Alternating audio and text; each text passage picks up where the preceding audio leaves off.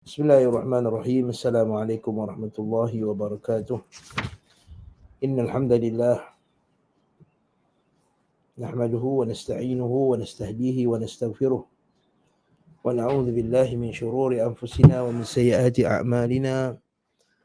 من يهده الله فلا مضل له ومن يضلل فلا هادي له، وأشهد أن لا إله إلا الله وحده لا شريك له، وأشهد أن محمدا عبده ورسوله.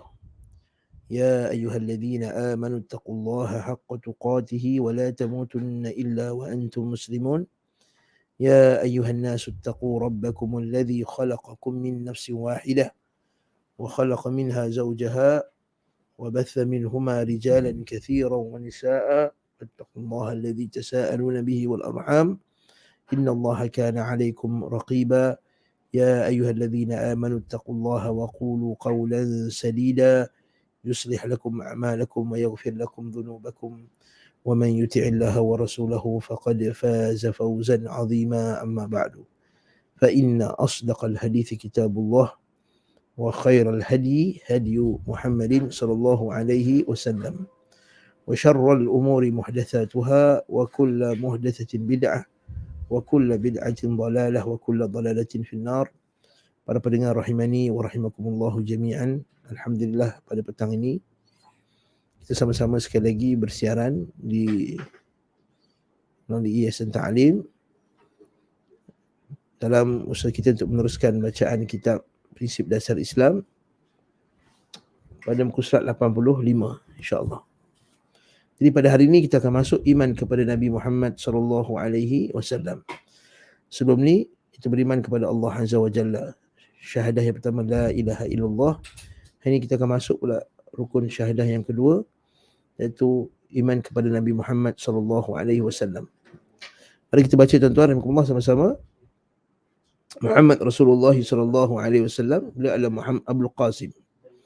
Abdul Qasim itu adalah kunyahnya Nabi SAW, bukan nama Nabi. Abdul Qasim.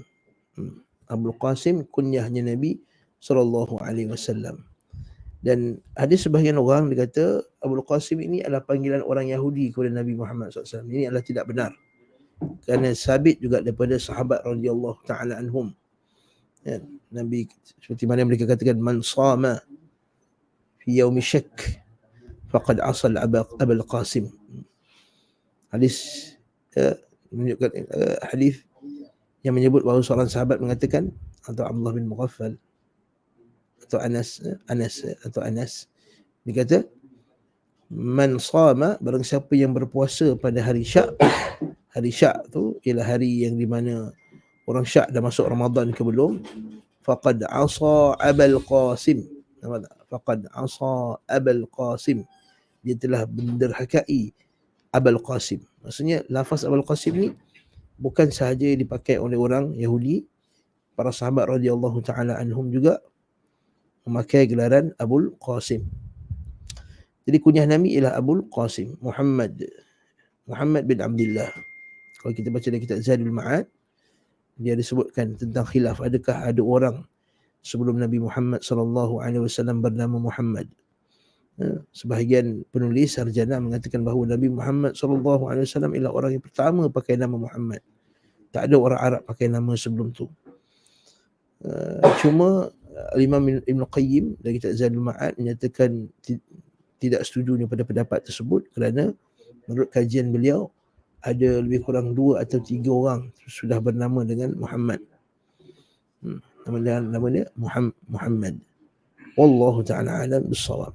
Muhammad maksud dia ialah yang terpuji. Muhammad yang terpuji. Muhammad bin Abdullah bin Abdul Muttalib bin Hashim bin Abdul Manaf bin Qusay bin Kilab bin Murrah bin Ka'ab bin Lu'ay, bukan Lu'ay, Lu'ay bin Ghalib bin Fihr bin Malik bin Nadar. Nadar tu dengan huruf Dad, Nadar bin Kinanah bin Khuzaimah bin Mudrikah bin Ilyas bin Mudar bin Nizar bin Ma'ad bin Adnan Dan Adnan adalah putera Nabiullah Ismail bin Ibrahim. Putera di sini bukan maksudnya putera secara direct ya.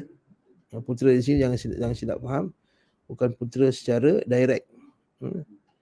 Jadi saya baca sini adalah putera Nabiullah Ismail bin Ibrahim. Tak ada keturunan Nabi Ismail, tapi bukan anak Nabi Ismail secara direct. Sebab itulah para ulama kata nasab Nabi SAW daripada Nabi sampai Adnan itu nasab yang confirm.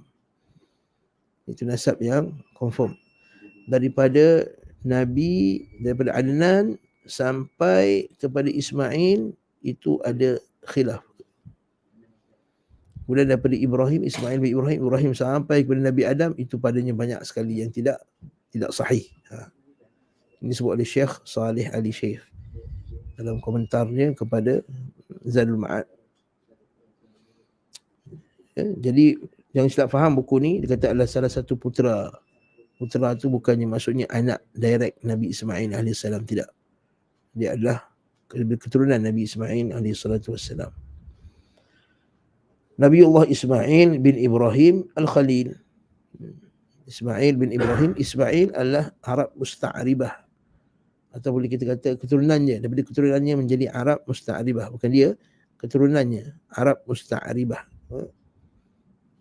Sebab kita kata Arab ni ada beberapa jenis. Satu dipanggil Arab Aribah.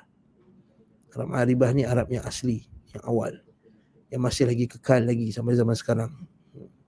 Antara yang keturunan Qahtani, ya, Qahtan, kepada Bani Qahtan di Yaman, yang asalnya daripada Yaman.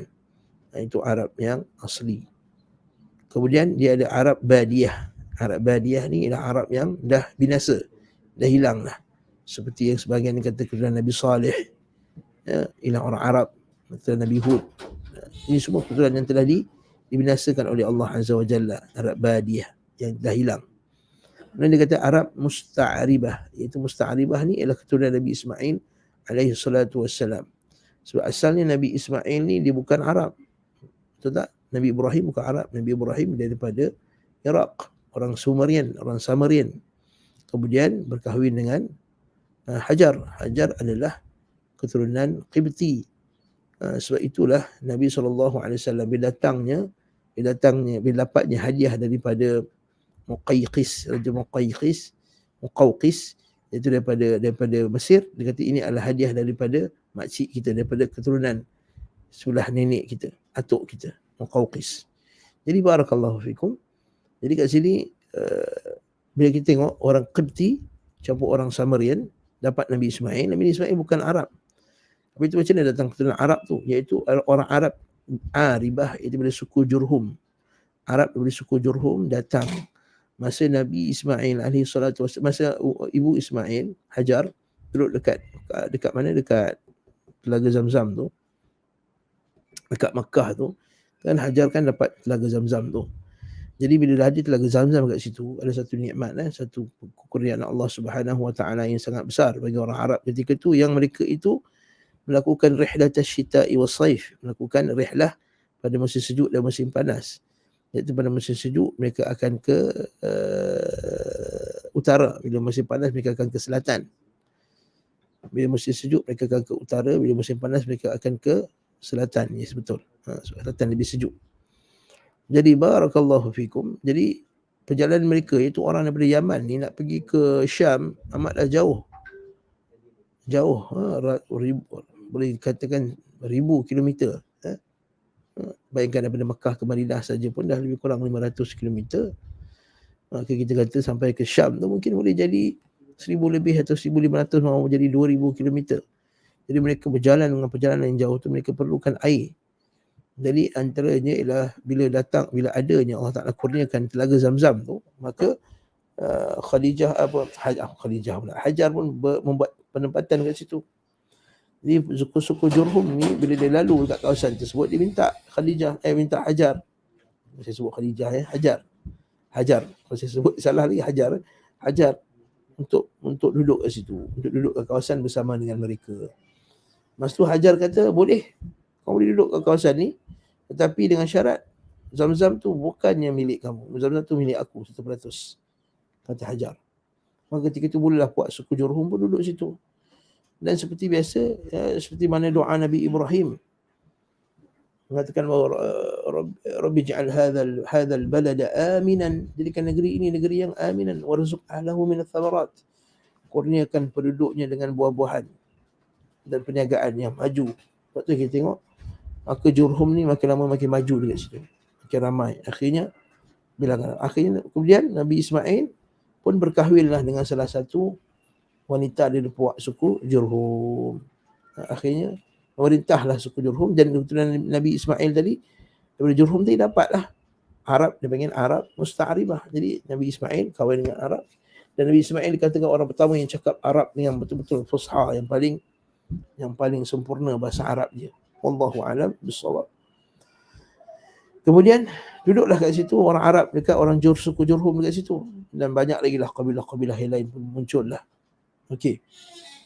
Kemudian Jurhum ni seperti kata Umar Al-Khattab radhiyallahu anhu, dia lalaikan perintah Allah Subhanahu wa taala, maka mereka telah dikalahkan oleh puak Bani Khuza'ah. Sebab itulah kita tengok antara salah satu pemimpin yang pertama sekali bawa berhala kat negeri Arab tu nama dia Amr bin Luhai Al-Khuza'i, daripada puak Khuza'ah. Kemudian pada waktu Fihir ke atau pada waktu Fihir, kemudian Mekah itu kembali di bawah keturunan atuk Nabi SAW. Saya tak silap saya Fihir. Ya, Fihir bin Malik. Fihir ni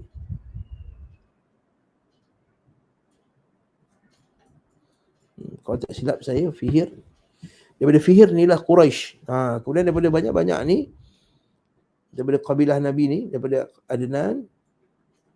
Sebab tu kalau kita tengok dengan nasyid kan, dia kata Salla alaikallahu ya Adnani, kan? Salla alaikallahu ya Adnani. Adnani, maksud Adnani daripada keturunan Adnan. Kemudian daripada keturunan Adnan inilah Fihir, ada Fihir bin Malik. Kan kalau kita tengok dalam nasab tu ada Fihir. Fihir itulah Quraisy. Fihir itu adalah Quraisy. Fihir itulah keturunan, itulah orang Quraisy. Dan dinamakan Quraisy kerana litaqarrushi, kerana mereka ni banyak berniaga kat luar. Wallahu ta'ala alam bissawab. Atau kerana mereka itu duduk kat situ, menetap kat situ dekat Mekah. Kan daripada Fihir bin Malik inilah Quraisy. Okey. Kemudian bawah lagi sampailah kepada Nabi Muhammad SAW daripada keturunan Abdul Manaf. Lepas Nabi kata Inna Allah astafani, kepada ahli hadis ni. Okey.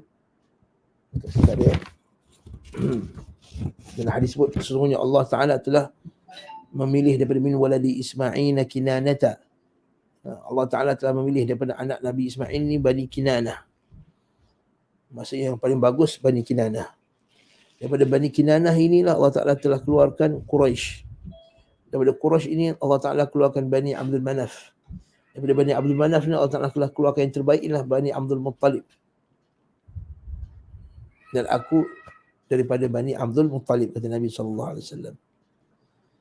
Maksudnya Nabi berbangga dengan keturunan itu, bukan berbangga dengan maksud kesombongan, tapi nak menyatakan bahawa keturunan Nabi SAW ni adalah keturunan yang baik. Lepas tu kalau kita baca sebagai kitab-kitab sirah, dia menyatakan bahawa kenapa Allah Subhanahu Wa Taala memelihara nasab Nabi sampai ke Adnan ni. Sebab apa? Supaya nak menzahirkan bahawa Nabi Muhammad sallallahu alaihi wasallam adalah daripada keturunan yang bersih, yang elok. Memang mak ayah kahwin dapat anak. Bukannya dia pergi tangkap orang ni, dia tangkap orang tersebut kemudian ila akhirih. Jadi bukan macam tu. Dia adalah memang keturunan yang terzahir berlakunya perkahwinan dan dapat anak. Tapi walaupun perkahwinan tu perkahwinan cara jahiliyah lah kan, tapi masih lagi perkahwinan yang sah, yang syar'i, ikut zaman tersebut lah. Maksudnya ialah perkahwinan yang sah lah. Maksudnya ada suami ada isteri, bukannya rampasan, bukannya dia adalah hamba ataupun seumpama dengannya. Tidak ada daripada keturunan Nabi SAW, daripada Adnan sampai Nabi Muhammad SAW, daripada keturunan hamba. Sebab apa? Sebab ini membantu Nabi Muhammad sallallahu alaihi wasallam dalam dakwah, bantu Nabi Muhammad sallallahu alaihi wasallam dalam dakwah. Kerana orang Arab ketika itu mereka sangat berbangga-bangga dengan nasab. Sebab itulah hatta bila Nabi SAW bila ajak mereka menyembah Allah Subhanahu Wa Taala, mentauhidkan Allah Subhanahu Wa Taala, sampai mereka kata insib lana rabbak, sebutkan nasab Tuhanmu. Sebahagian mereka tu yang Arab jahiliah tu, dia kata sebutkan nasab keturunan Tuhanmu. Itu yang Allah Subhanahu Wa Taala sebut, qul huwallahu ahad, Allahus samad, lam yalid wa lam yulad, tidak beranak dan tidak beranakkan. Jadi barakallahu fikum, tatarakumullah. Masalahnya kita perlu faham kenapa Allah Ta'ala zahirkan keturunan ini, kenapa kita baca, kenapa kita hafal, kita suruh anak-anak kita hafal. Muhammad bin Abdullah bin Abdul Talib bin Hashim bin Al-Mana bin Qusay bin Kilab bin Murrah bin Ka'ab bin Lughab bin Ghalib bin Fir bin Malik bin Adab bin Murdika bin Kinana bin Ilyas, kan? Dia hafal. Okey. Sebab apa? Sebab nak bagi, ini adalah kebanggaan kita. Lepas kalau setengah orang kadang-kadang bila kita suruh anak-anak kita hafal nasab keturunan Nabi SAW, kata kenapa nak kena hafal pula, cukup. Sebab kita ini kebanggaan kita. Orang Arab berbangga dengan nasab keturunannya, bahkan kita berbangga dengan nasab keturunan Nabi kita. Kalau kita tengok tokoh-tokoh pimpinan agama yang lain, bila kita tanya nasabkannya, sebahagiannya daripada keturunan yang bukannya ahli ilmu, bukannya seorang bukannya keturunan yang baik. Bukankah orang itu dikahwini kerana keturunan yang baik? Kalau dikahwini kerana keturunan yang baik, apatah lagi nak jadikan dia sebagai pemimpin, jadikan dia sebagai tokoh yang besar. Jadi orang Arab ketika itu dia sangat memandang kepada keturunan. Untuk Allah Ta'ala telah menzahirkan bahawa Nabi Muhammad SAW adalah keturunan yang terbaik. Naam.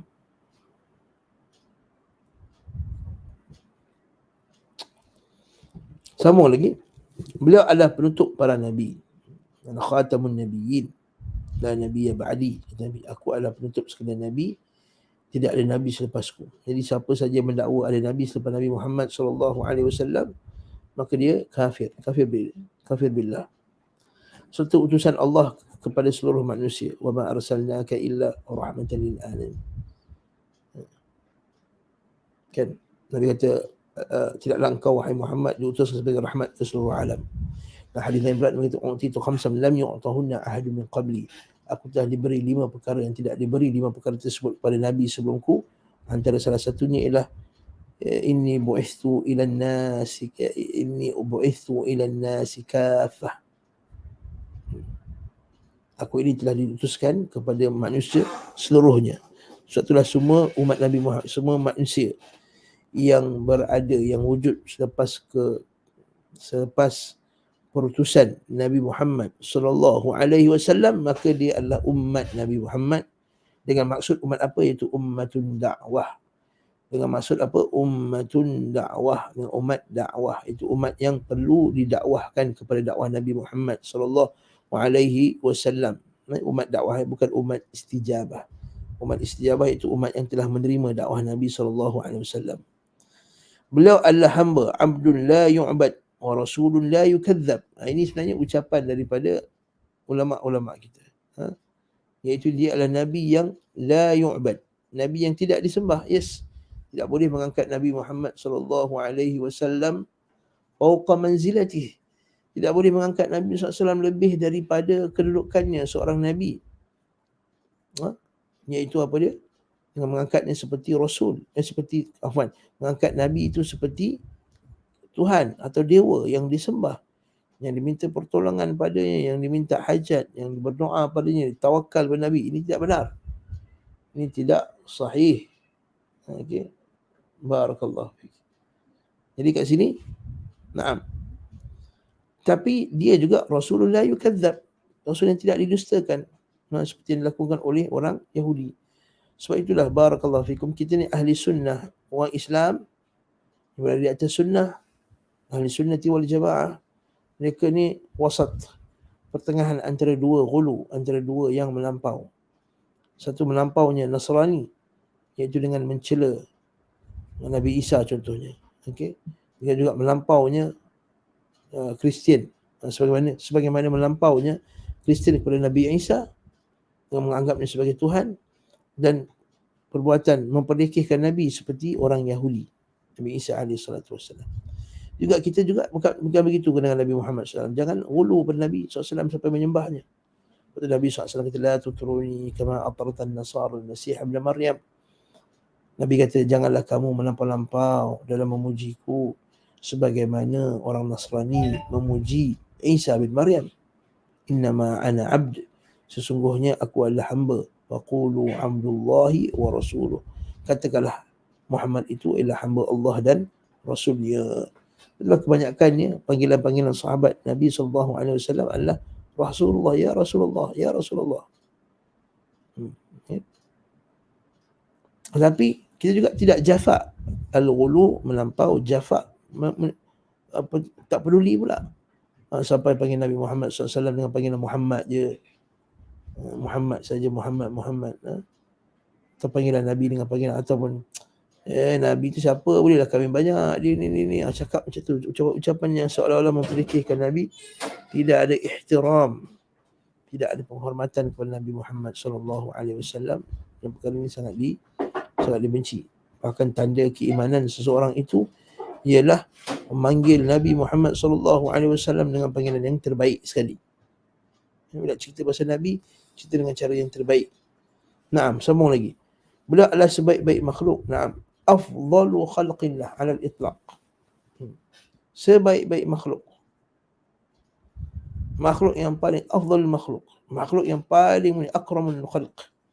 Akramu khalqillah. Dalam nasyid disebut salatullahi salamullah alaika ya afdal khalqillah. Maksud yang paling afdal. Salatullahi salamullah alaika ya akrama khalqillah. Selawat dan salam kepada kamu wahai Rasulullah, akrama khalqillah, akram, manusia yang paling mulia sekali. Allahu akbar.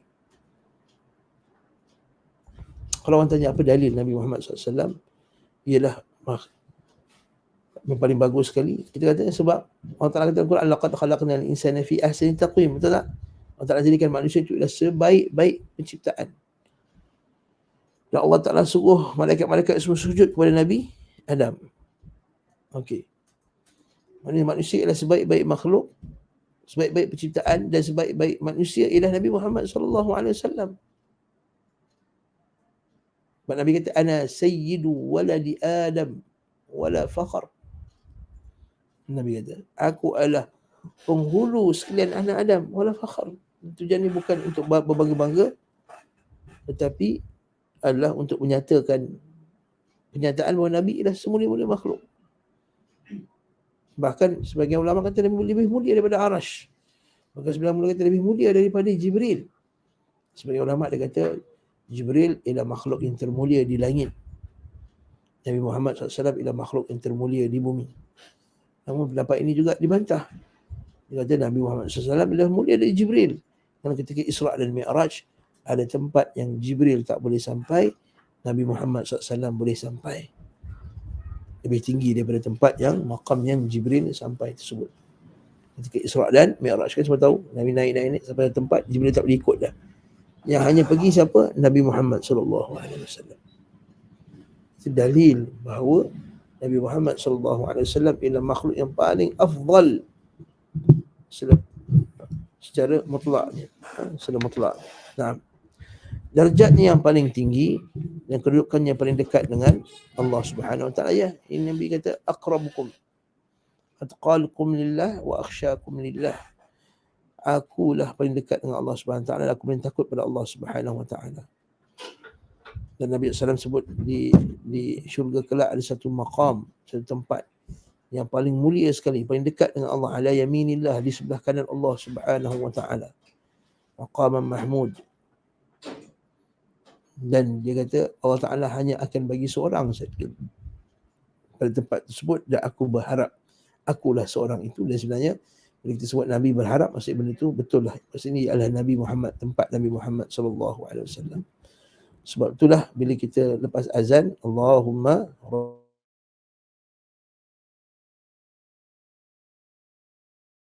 da'wati tammah. Ini adalah doa yang panggilan yang sempurna. Wassalatil qa'imah, dan salat yang akan didirikan. Ati Muhammadanil wasilah wal fadilah. al-wasilah, iaitu maqam mahmud. Wab'athhu maqaman mahmudan alladhi wa'adta. Wab'athhu, dan kurniakanlah, hantarkanlah maqaman mahmud, maksudnya hantarkan dia pada maqaman mahmud alladhi wa'adta, yang telah engkau janjikan. Innaka la tukhliful mi'ad. Barakallahu fikum. Jadi Nabi kata siapa yang doa tu, haqqat halat lahu syafa'ati yaumal qiyamah. Siapa baca doa lepas azan, maka halal baginya, maksudnya halal bagi dia syafaatku di akhirat kelak. Naam. Dah terbukti dengan dalil yang saya bacakan tadi bahawa Nabi Muhammad SAW ialah semulia-mulia makhluk, tidak ada khilaf padanya. Tidak ada, semulia-mulia manusia tidak ada khilaf padanya. Ana sayyidu waladi Adam. Ana sayyidu waladi Adam.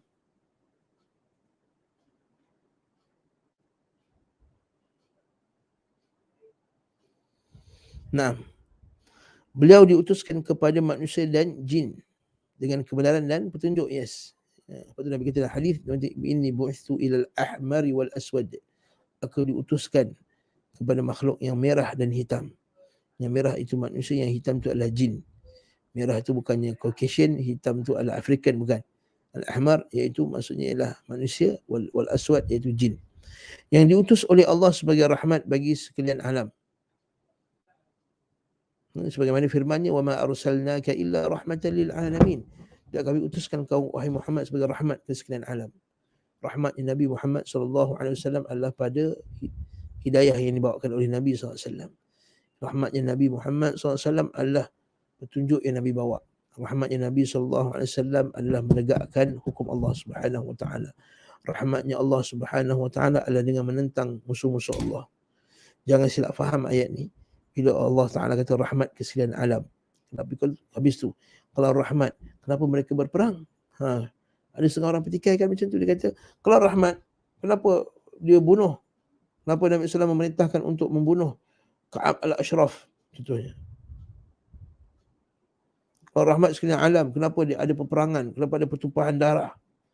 Kita kata kerana rahmatlah ada pertumpahan darah tadi. Rahmat Allah Ta'ala tadi, Allah Ta'ala nak selamatkan orang daripada kesesatan, daripada dimasukkan ke dalam neraka. Itulah rahmat Allah. Bahkan sebagian sarjana, sebagian ulama mengatakan bahawa dengan umat Islam memerangi orang kufar, lalu mereka mati dalam keadaan kekafiran kan. Mereka mati dalam keadaan mereka tidak melakukan lebih banyak kekafiran, lebih banyak dosa yang menyebabkan mereka akan diazab dengan lebih dahsyat. Maka itu juga rahmat. Itu juga adalah rahmat Allah Subhanahu Wa Taala.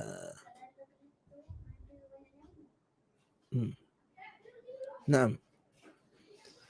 Barakallahu fiik. Yang diutus oleh Allah sebagai rahmat bagi semesta alam, kata Allah Taala, wa ma arsalnaka illa rahmatan lil alamin.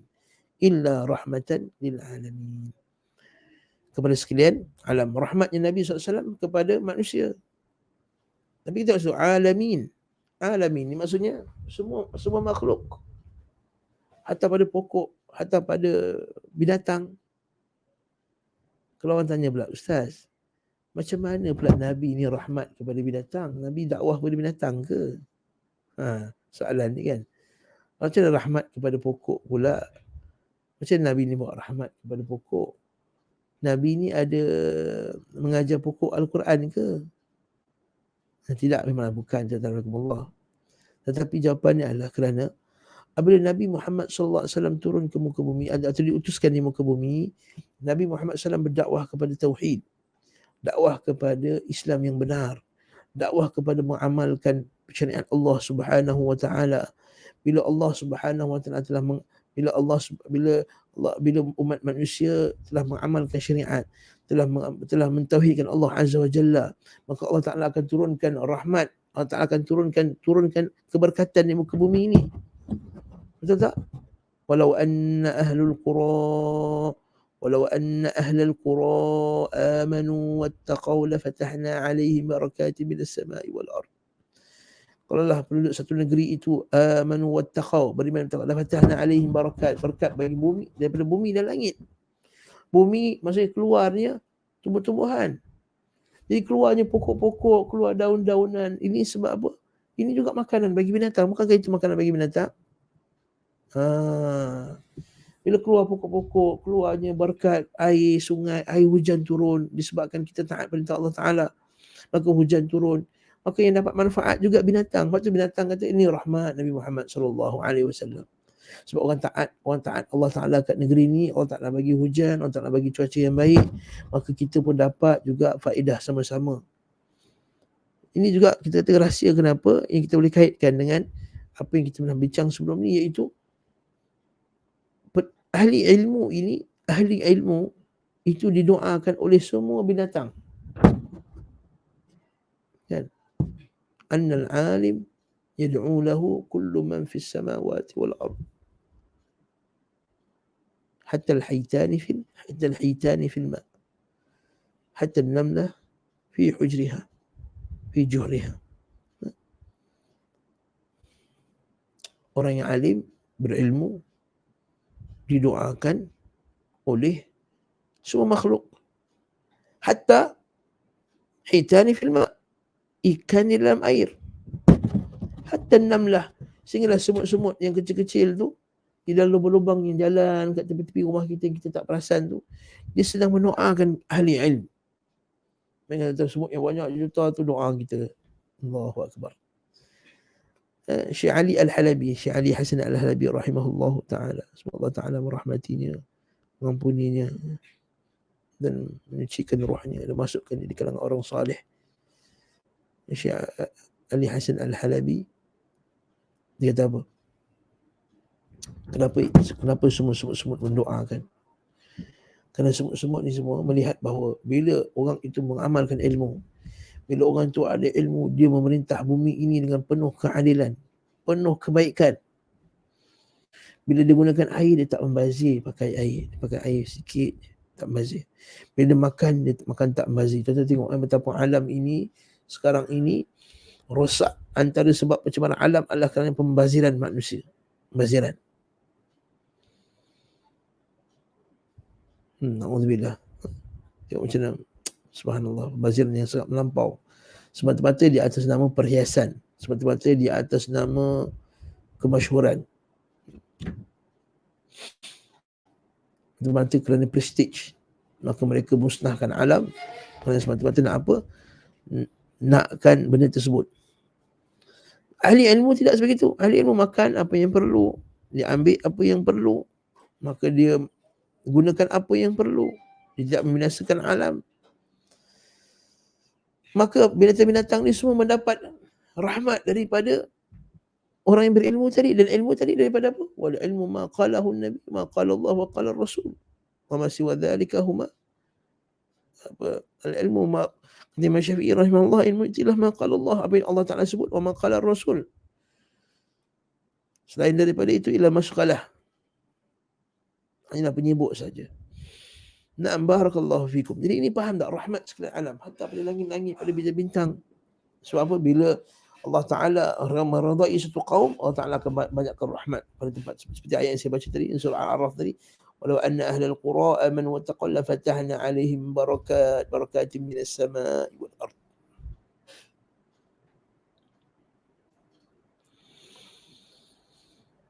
Dan kalau Allah Ta'ala mengazab satu kaum, bila turunnya azab, yang terkena azab hatta binatang-binatang sekalipun terkena. Betul tak? Kalau gempa bumi, adakah binatang tak kena gempa bumi? Binatang pun tak kena gempa bumi. Puting beliung, apakah binatang tak kena puting beliung? Binatang juga terkena puting banjir. Banjirlah binatang paling banyak sekali terkesan. Dan ternakan dan seumpama dengannya. Barakallahu fikum. Jadi kat sini kata rahmatullah, apa yang kita nak sebut kat sini? Nak sebut bahawa iaitu Nabi Muhammad SAW inilah rahmat kepada sekalian alam. Seterusnya Allah Subhanahu Wa Ta'ala menurunkan kitab-kitabnya kepadanya, memberikan amanah kepadanya atas agamanya.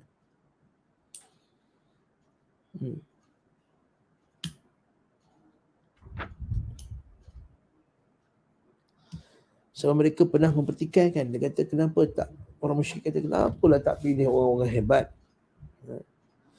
kenapa tak pilih Nabi daripada orang daripada negeri yang orang-orang Mekah dan pembesar-pembesarnya,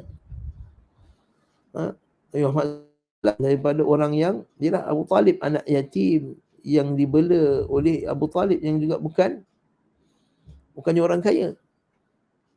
Lepas tu mereka kata, orang musyrik kata wa qalu laula nuzila hadzal qur'anu ala rajulin minal qaryatayn azim.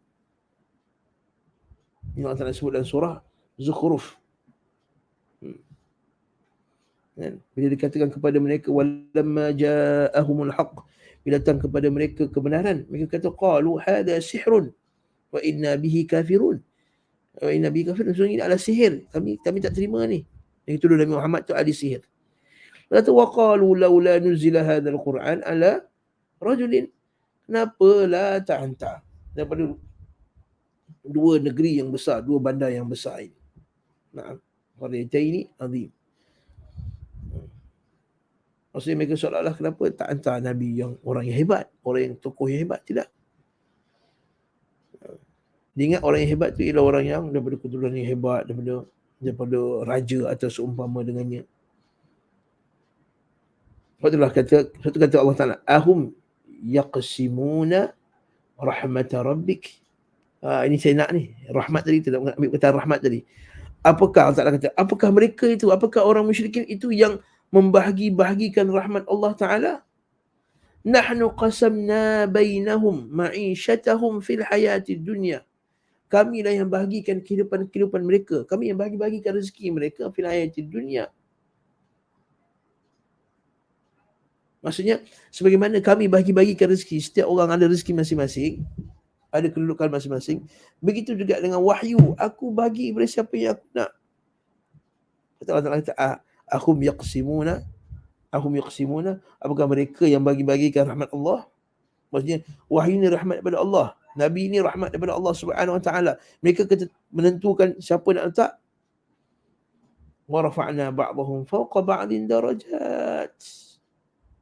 Wa rafa'na fawqahum ba'dahum fawqa ba'din darajat. Kami angkat sebagian orang dan sebagian lain ada darjat yang lebih tinggi. Lepas tu kat situ ni Al-Imam Ibn Qayyim dalam Zadul Ma'ad dia sebut Islam memang iktiraf bahawa ada tempat, ada negeri, ada waktu, ada orang yang lebih mulia daripada tempat yang lain, daripada orang yang lain. Ada waktu yang lebih mulia daripada waktu yang lain. So, mana Ramadan? Kenapa Allah Ta'ala pilih Ramadan? Itu Allah Ta'ala, bagaimana Allah Ta'ala bagi-bagikan rezekinya. Ada negeri yang lebih banyak air daripada negeri yang lain, ada negeri lagi banyak emas daripada negeri yang lain, ada negeri lebih banyak berlian daripada negeri yang lain, ada negeri yang lebih banyak bauksit daripada negeri yang lain, ada negeri yang lebih banyak macam-macam. Itu Allah Ta'ala yaqsimuna rahmatullah. Begitu juga ada manusia yang lebih darjatnya lebih tinggi daripada manusia yang lain. Masya Allah. Ini antara iman kita kepada Nabi Muhammad SAW. Jangan kita cakap seperti mana yang sebahagian ustaz-ustaz, minta maaf saya sebut dalam Allah, kadang-kadang bila saya dengar ni saya rasa sakit hati betul. Apa dia? Dia kata macam ni, kenapa Nabi diutuskan ke orang Arab? Sebab orang Arab ni degil tuan-tuan. Dengan muka-muka dia, Arab ni Allah degil. Masa saya pergi umrah tu, tengok Arab tu, oh dia halau-halaunya kita. Dia guna pengalaman dia pergi umrah sekali, dia dah hukum orang Arab ni kasar, ganas. Pernah kena tengok orang Arab, kemuliaan orang Arab macam mana? Macam dia ambil jadi tetamu, dia layan kita macam mana? Tak kalah kita orang Melayu. Orang Melayu kalau kenduri, kahwin, makan nasi sekali, lepas tu bagilah kadang-kadang nasi lebih, bagi nasi, itu nasi berkat orang Melayu, orang Johor tu kan. Orang Arab lebih dari Allah. Kenduri dia, Masya Allah. Kalau dia mulakan tetamu dia, tak larat kita nak menerima dia punya layanan dia tu, sampai kita rasa macam melampau pula. Tak larat nak balik dah ni, tak tahan. Dengan mula-mulanya dia bagi barisan, lepas tu dia bagi makanan, lepas tu dia bagi pula bukhur, kemudian dia bagi pula macam-macam. Jadi ustaz ni kata apa? Sebab Arab ni degil. Sebab itulah dia ada Nabi Muhammad SAW. Salah. Tak benar tu. Bukan sebab faktor degil. Kita kata faktornya Allah Ta'ala lebih mengetahui siapakah yang lagi layak. Satu adalah hadis yang sahih begitu, Allah Subhanahu Wa Ta'ala yanzuru ila khalqihi. Lebih kurang Allah Ta'ala melihat semua hamba-hambanya. Dan Allah Ta'ala dapati hati Nabi Muhammad SAW adalah hati yang paling bersih sekali. Sebab itulah Allah pilih Nabi Muhammad SAW untuk jadi Nabi. Dan daripada banyak manusia lepas Nabi Muhammad SAW, lepas Nabi-Nabi yang lain lah, dia tengok hati-hati lain, dapati bahawa hati sahabat lah hati yang paling mulia tentang Rasulullah. Untuk menjadi sahabat Nabi SAW. Jadi Allah Ta'ala pilih mereka ni, pilih Abu Bakar, Umar, Uthman, Ali bin Mas'ud, bin Abbas, Allah bin Mughaffal, Al-Mughirah bin Syu'bah, Abu Sa'id Al-Khudri, Sa'ad bin Abi Waqqas, Talha bin Ubaidillah, Abdul Rahman bin Auf. Sahabat-sahabat yang hebat ni, dan sebab apa Allah Ta'ala dah tahu hati mereka ni bersih. Bila kita dengar kisah ni, kita tahu Allah Akbar, hati kita ni. Waktu kita kata mungkin sebab kita tak jadi sahabat, sebab hati kita ni tak bersih tentang Allah.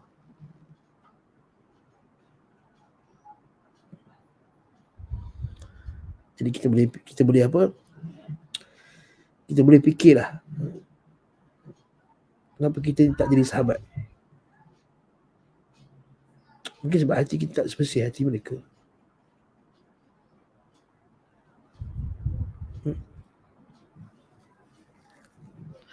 Hati kita tak sebersih hati mereka. Allah Ta'ala kata dalam surah Zukhruf tadi, liyattakhidha ba'dhum ba'dan sukhriyan wa rahmatu rabbika khairum mimma yajma'un. Dan rahmat Tuhanmu itu lebih besar daripada apa yang mereka semua kumpulkan. Dan rahmat Tuhanmu itu lebih besar daripada apa segala yang dikumpulkan oleh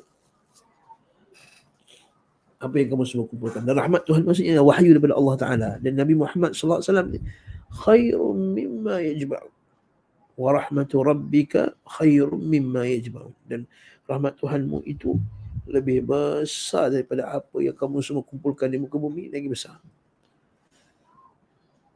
Jadi Nabi Muhammad SAW ialah rahmat yang terbesar bagi umat Islam.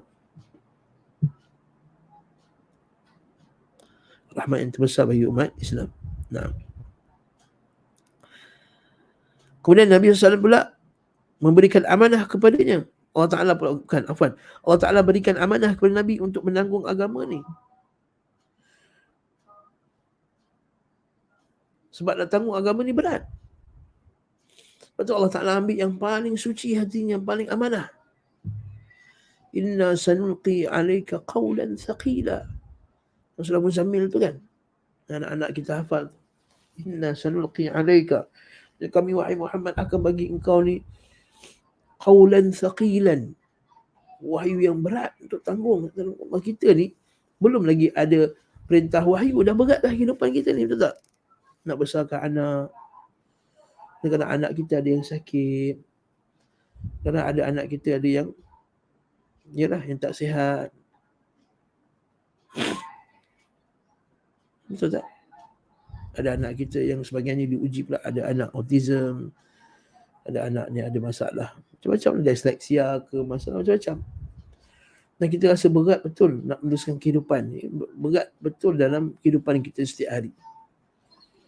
Kehidupan kita pun dah berat dah. Kemudian bayangkan Nabi Muhammad SAW dalam kehidupan yang berat di padang pasir tu, teman tu, dengan tak ada mak ayah, dengan dihalau, dengan tak ada apa dia, adik-beradik. Abdullah ada seorang anak je. Tak kuat dia punya ni. Hanya Abu Talib saja yang defend dia. Allah Ta'ala bagi pula wahyu yang berat untuk Nabi SAW tanggung. Bayangkan Nabi Muhammad SAW keadaan masa tu. Allahu Akbar, nak kena tanggung satu beban yang besar nak sampaikan risalah di tengah-tengah kaum. Ustaz-ustaz zaman sekarang ni, macam Ustaz kat Malaysia, kat Kuala Lumpur ni, rasa berat dah nak menyampaikan agama. Ini dia berat pada orang-orang yang dah Islam ni. Orang yang dah suka agama dah. Paling kuat pun nampak ceramah dah dekat online macam ni. Pun terasa berat juga. Dengan konsistennya kita kena ulang kaji, kena baca dan seumpama dengannya. Ini pun kita rasa berat. Buka madrasah, Allah rasa berat buka madrasah, setiap hari tak boleh tidur, siang malam memikirkan. Tapi kita tengok barakallahu fikum, Nabi SAW dihantar kepada satu kaum yang menentangnya pula.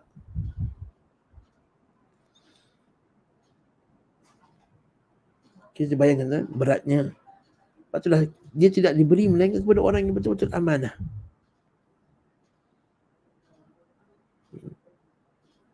Lepas tu Nabi kata, ala ta'manuni, bila orang pertikaikan Nabi SAW pada keputusannya membagi-bahagikan ya, harta rampasan perang, Nabi kata, ala ta'manuni wa ana aminun man fis sama. Apakah kamu semua tak rasa aman? Ala ta'manuni, apakah kamu tak rasa aku ni amanah? Wa ana aminun man fis sama, sedangkan aku ni adalah orang yang diberi amanah daripada langit. Lepas bila orang kata Nabi SAW tak sampai habis ni, kita marah betul. Dan bila kita kata ada lagi agama-agama yang Nabi tak sampaikan, Nabi rahsiakan, Nabi hanya bagi kepada orang, kita rasa marah betul bila orang kata macam ni. Bila dia buat agama yang Nabi SAW tak ajar, tu yang kita marah. Kenapa sebanyak ustaz-ustaz kita tengok dia begitu marah bila orang buat bid'ah ni? Sebab Nabi dah menanggung kesusahan tu siang malam. Terkorban jiwa, mengorbankan jiwa, harta anak-anaknya, meninggalkan anak-anaknya. Nabi hijrah, tinggal Zainab tinggal dekat Makkah masa tu. Nabi pergi dulu. Kita kalau nak pergi, kita nak bawa anak-anak sekali, tak. Nabi pergi dulu melaksanakan perintah Allah. Zainab bersama dengan Abul As, baru mana kita belajar. Tinggal dulu dengan keluarga dia, dengan suaminya yang masa tu musyrik. Dia tak sanggup nak berhijrah ke negara, tinggalkan anak. Negara susah, tak sanggup kan. Tapi Nabi sebab perintah Allah pergi. Nak tanggung agama, nak bawa agama ni, susah. Selai sepinggang Nabi SAW pergi. Tiba-tiba zaman sekarang kata, oh ada benda yang Nabi tak ajar, Nabi tak sampaikan. Kalau kamu nak tuduh Nabi SAW tak amanah, Tuan Imam Al-Qayyim kata, kalau kamu kata Nabi SAW tak sampaikan, maka kamu tuduh Nabi SAW tidak amanah. Kata Imam Malik rahimahullahu ta'ala, man ibtada'a bid'atan yaraha hasanah faqad za'ama anna Muhammadan sallallahu alaihi wasallam khana risalah. Siapa yang buat satu bid'ah, man ibtada'a bid'atan yaraha hasanah, buat satu bid'ah yang dia nampak benda tu hasanah, benda tu baik, faqad za'ama anna Muhammadan sallallahu alaihi wasallam, maka orang telah mendakwa Nabi Muhammad sallallahu alaihi wasallam khana risalah, khianat agama ini. Sebab apa? Sebab ajar benda yang Nabi SAW tak pernah ajar. Sebab kamu ada amalan lagi bagus daripada Nabi SAW.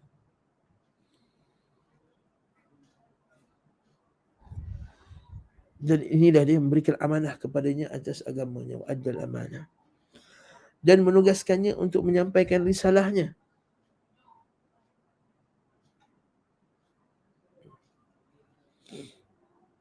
Ya ayuhan Nabi, balligh ma unzila ilaik. Ya ayuhar Rasul, balligh ma unzila ilaik. Wahai Rasul, sampaikanlah apa yang telah diturunkan kepada kamu. Fa illam taf'al, kalau kamu tak sampaikan walaupun satu, fama ballaghta risalatah, engkau tidak akan pernah menyampaikan agama ini. Nampak tak? Faham tak ayat ni maksudnya apa? Dalam surah Al-Maidah, Allah Ta'ala kata, wahai Muhammad, wahai Rasul, sampaikan agama ini. Kalau engkau tak sampaikan satu je, fa illam taf'al, kalau kamu tak sampaikan satu benda je, kamu simpan wahai Muhammad, kamu tak sampaikan, fama ballaghta risalatah, seumpama kamu tak pernah sampaikan apa-apa sekalipun. Allahu Akbar. Baik tuan-tuan, kita kadang ditugaskan kita punya ketua kita untuk awak sampaikan ni 10 poin ni. Maka kita dah penat, kita tak apalah 8 poin je lah ustaz bagi hari ni.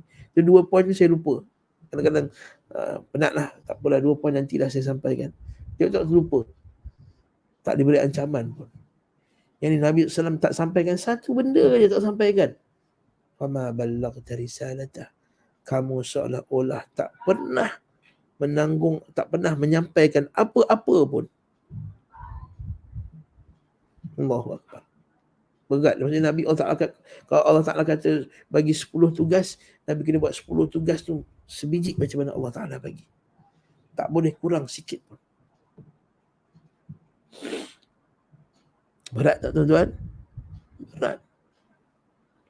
para sahabat nak menulis wahyu pun, kata Zaid bin Thabit, kalau engkau wahai Abu Bakar As-Siddiq perintahkan aku alih gunung pun aku sanggup ini nak kumpulkan Quran yang berat. Bayangkan itu kumpulkan Quran. Ini Nabi Muhammad SAW untuk menyampaikan Quran, hafal sampai. Agak macam ni Nabi SAW. Allahu Akbar, beratnya kerja Nabi SAW. Betul Nabi tak payah kerja kan? Nabi nak kena kerja, Nabi nak kena cari makan juga. Kan macam kita sekarang ni, tak payah kerja ke?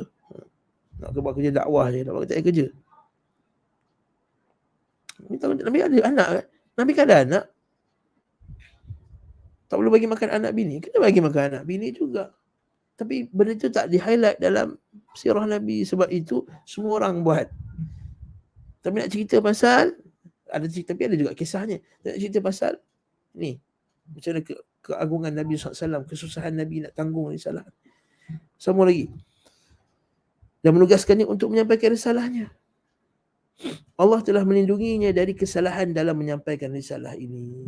Alhamdulillah, Allah Ta'ala bagi taufik, Allah Ta'ala bagi Nabi ni maksum. Maksumnya Nabi SAW, kata para ulama, pertama sekali maksum daripada kesalahan dalam menyampaikan risalah.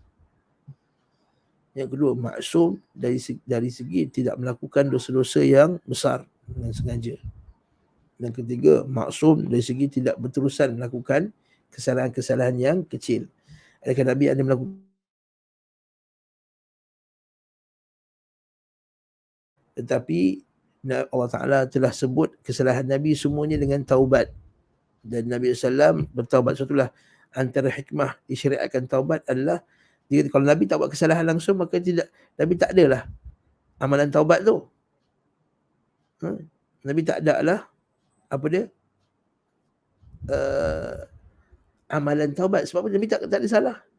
Jadi kita ahli sunnah yang rajihnya pendapat yang terkuat daripada banyak pendapat, iaitu Nabi betul Nabi tak buat kesalahan, maksum dari kesalahan ketika menyampaikan risalah. Yang kedua, maksum tidak melakukan dosa-dosa besar, na'udzubillah. Yang ketiga, maksum daripada berterusan melakukan kesalahan-kesalahan kecil. Ada tak kesalahan kecil? Ada. Dan Allah Ta'ala tegur. Dan inilah tiga benda yang kita sebut maksum. Dan antara maksum di Nabi SAW ialah maksum daripada menyampaikan risalah ini. Dan keempat maksum di sini adalah maksudnya, saya ingat, yang keempat maksumnya Nabi adalah Nabi maksum itu terpelihara daripada keburukan manusia sehinggalah Nabi selesai menyampaikan risalah. Maksudnya Nabi, Allah Ta'ala jadikan Nabi ini terpelihara. Maksudnya orang musyrikin tak boleh bunuh Nabi sehinggalah Nabi selesai menyampaikan risalah. Itu juga maksum, terpelihara. Tapi Nabi dah selesai sampaikan risalah, Nabi meninggal tak? Nabi meninggal. Kena tak mudarat? Kena racun si Yahudi. Nabi kena juga. Tapi bila masa selesai. Jadi ayat Allah Ta'ala dalam Quran, wallahu ya'simuka minan nas, Allah Ta'ala protect kamu wahai Muhammad daripada manusia. Ayat itu tidak bertentangan dengan kejadian Nabi Muhammad SAW, keadaan Nabi yang terkena dengan racun. So ayat tu kata, wahai Muhammad, kau ni aku pelihara kamu daripada manusia, daripada kejahatan manusia. Tapi ini kena racun ni. Jadi kita boleh faham, maksud terpelihara itu terpelihara selagi mana engkau sedang menyampaikan risalah. Dah selesai, maka kamu tak terpelihara lagi daripada kejahatan manusia, maka racun tu terkena badan Nabi, maka Nabi pun wafatlah. Maka sebenarnya racun tu terkesan. Maka racun tu kena sebelum-sebelum tu jauh. Nampak tak?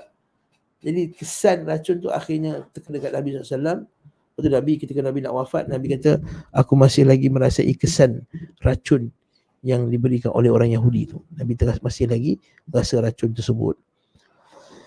Jadi antara maksum di sini ialah maksum yang paling utama sekali, maksum dari salah, iaitu Nabi takkan tersilap, Nabi takkan tertinggal, Nabi takkan terlupa, Nabi takkan tersorok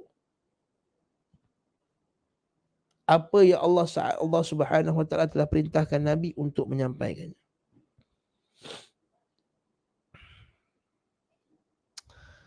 Firman Allah Subhanahu wa taala, "Wa ma yantiqu 'anil hawa in huwa illa wahyun yuha."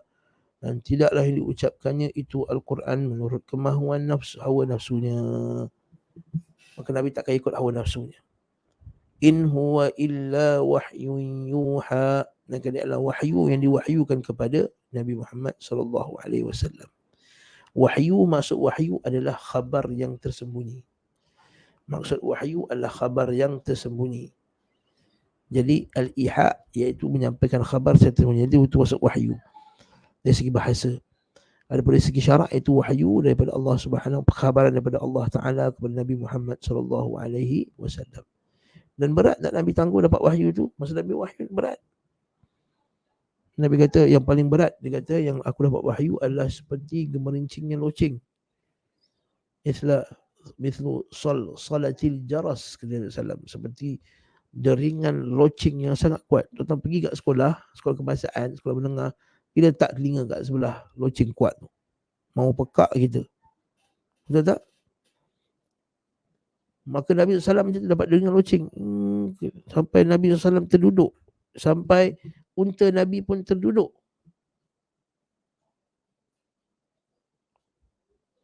Dan sahabat yang nampak tu, dia kata sumpah peha Nabi itu ditekan. Beratnya dapat wahyu tersebut. Maksudnya berat tu bukan sekadar berat secara maknawi, iaitu berat dari segi nak fikirkan, nak tanggung. Tapi berat secara fizikal pun berat juga.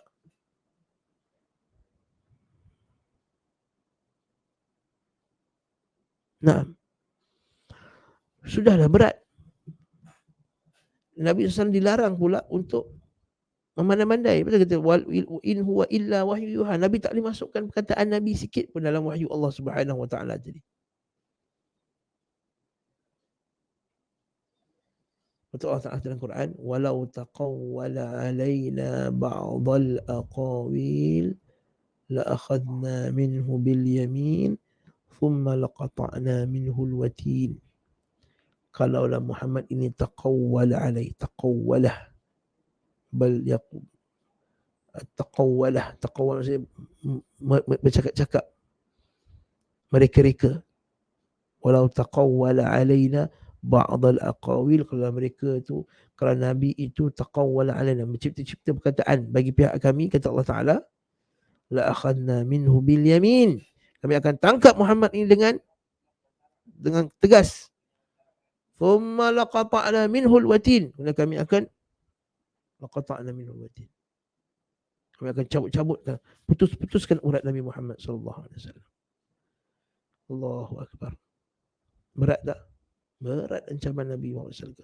Berat ancaman Allah kepada Nabi dalam menyampaikan. Orang yang paling Allah Ta'ala sayang, itu paling berat ancamannya. Supaya tidak menyampaikannya dengan salah. Betul kita ni amanah, tuan-tuan rahimakumullah. Amanah ahli ilm, sampaikanlah macam mana Nabi sampaikan. Nadarallahu mira'an sami'a maqalati fahafidhaha fawa'aha fa'addaha kama sami'aha.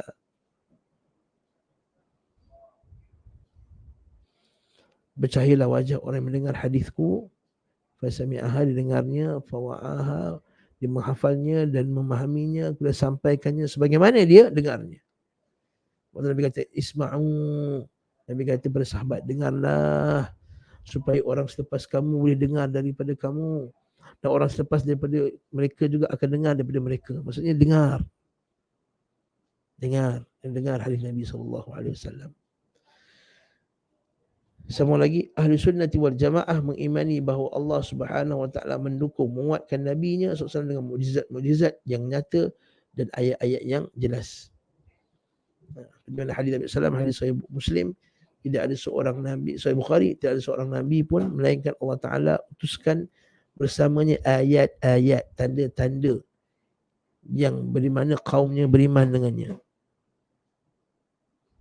Dan aku diberikan Al-Quran, dan ayat mujizat aku utama ialah Al-Quran, dan aku berharap akulah orang yang paling ramai pengikutnya dengan Al-Quran ini. Bukannya Nabi tak ada mukjizat yang lain. Nabi ada mukjizat yang lain. Banyak juga mukjizat Nabi yang lain. Isra Mi'raj itu mukjizat terbesar apa? Kan? Tetapi mukjizat Nabi yang menyebabkan ramai orang ikut Nabi Muhammad SAW bukan sebab mukjizat tu. Tapi orang pada ikut Nabi Muhammad SAW adalah kerana mukjizat Al-Quran. Apa yang terkandung dalam Al-Quran yang kita sebut kat sini, di antara mukjizat-mukjizat tersebut dan yang terusak adalah Al-Quran yang dengannya Allah mengemukakan tentangan, iaitu bantahan, cabaran kepada umat yang paling fasih dan paling mendalam bahasanya serta paling mampu bermantik berlogika. Maksudnya Allah Ta'ala hantar Quran ni pada orang yang paling fasih bahasa Arab. Betul Allah Ta'ala cabar mereka supaya fa'tu bisuratin min mithli, datangkan satu surah. Dan ayat pula fa'tu bi ashi suwari minha. Dan ayat pula Allah Ta'ala cabar 10 ayat, 10 surah. Nah, namun mereka tak mampu datang. Betul lah kita kata antara hikmahnya, kenapa antara para ulama sebut, kenapa sebagian surah ada sebut alif, lam, mim, al-huruful muqatta'ah. Sebagian sarjana, sebagian ulama Islam, dia menyebut bahawa dia adalah seolah-olah cabaran kepada orang musyrikin. Iaitu Allah Ta'ala nak kata, wahai orang musyrikin, kamu menggunakan huruf yang sama, alif, lam, mim. Tetapi kamu tidak mampu untuk mendatangkan seperti mana Allah Ta'ala datangkan pada Al-Quranul Karim. Nah, mukjizat terbesar setelah Al-Quran dengannya adalah Allah menguatkan Nabi Muhammad SAW dengan mukjizat Isra' dan Mi'raj yang dibawanya Nabi Muhammad SAW oleh malaikat Jibril pada satu malam dari Makkah ke Baitul Maqdis, naik ke langit sampai ke Sidratul Muntaha, dan beliau SAW melakukan Isra' dan Mi'raj dengan ruh dan jasadnya dalam keadaan sedar. Juga mukjizat-mukjizat yang lain, insya-Allah yang ini kita akan huraikan biidznillah fi darsil qadim biidznillah taala. Wallahu taala alam bisawab. Saya nak stop kat sini tuan-tuan. Ada soalan ke akhi Imran? Barakallahu fikum wa jazakumullahu khaira wa sallallahu ala Muhammad wa ala alihi wa sahbihi wa sallam. Alhamdulillah rabbil alamin. Assalamualaikum warahmatullahi wabarakatuh.